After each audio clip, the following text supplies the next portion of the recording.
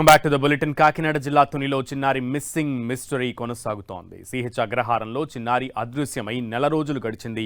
మరోవైపు చిన్నారి కోసం ముమ్మర గాలింపు చర్యలు చేపట్టారు పోలీసులు. అయినా ఇప్పటి వరకు మిస్టరీ వేడలేదు, చిన్న ఆధారం కూడా లభించలేదు. దీంతో చిన్నారి తల్లిదండ్రులు కొంగిపోతున్నారు. అదృశ్యమైన రోజు నుంచి పోలీసులు గాలింపు చర్యలైతే చేపట్టారు, కానీ జాగిలాలు కూడా వెతికాయి. ఎన్డీఆర్ఎఫ్, అటవీ శాఖ అధికారులు, హనుమాన్ బృందాలు శోధించాయి. కొండ, తోట ప్రాంతాన్ని థర్మల్ డ్రోన్లతో పరిశీలించారు. సీసీ కెమెరాలు, 7 టవర్ల పరిధిలో వందలాది ఫోన్ కాల్స్ను విశ్లేషించారు. సమీపంలో నేల, బోరుబావులు, చెరువులు వెతికారు. అనుమానితులను ఆరా తీశారు. తండ్రికి బయట వ్యక్తులతో ఉన్న వ్యాపార, ఆర్థిక, ఇతర వ్యక్తులను పోలీసులు ఆరా తీశారు.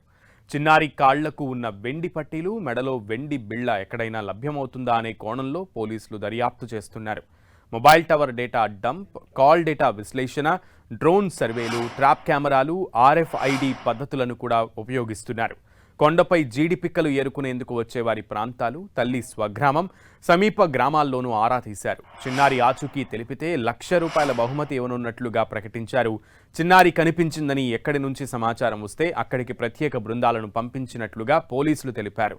దర్యాప్తును మొదట చిన్నారి చివరిసారిగా కనిపించిన ప్రాంతానికి సమీపంలోని 2 కిలోమీటర్ల పరిధిలో ప్రారంభించిన పోలీసులు ఆ తర్వాత దానిని 5 కిలోమీటర్లకు, ప్రస్తుతం 15 కిలోమీటర్ల పరిధికి విస్తరించి కూంబింగ్ నిర్వహిస్తున్నట్లుగా తెలిపారు.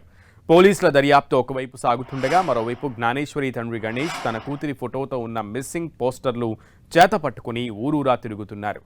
నరసపట్నం, చింతపల్లి, పాడేరు, అరకు, అడ్డురోడ్డు ఇలా అనేక ప్రాంతాల్లో తన కుటుంబ సభ్యులతో కలిసి వెళ్లి పోస్టర్లు అతికిస్తున్నారు.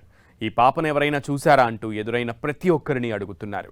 కనిపించిన గోడ, చెట్లు, విద్యుత్ స్తంభాలు అన్న తేడా లేకుండా పోస్టర్లు అతికిస్తూ ఎవరైనా ఒక సమాచారం ఇస్తారనే ఆశతో ఎదురు చూస్తున్నారు.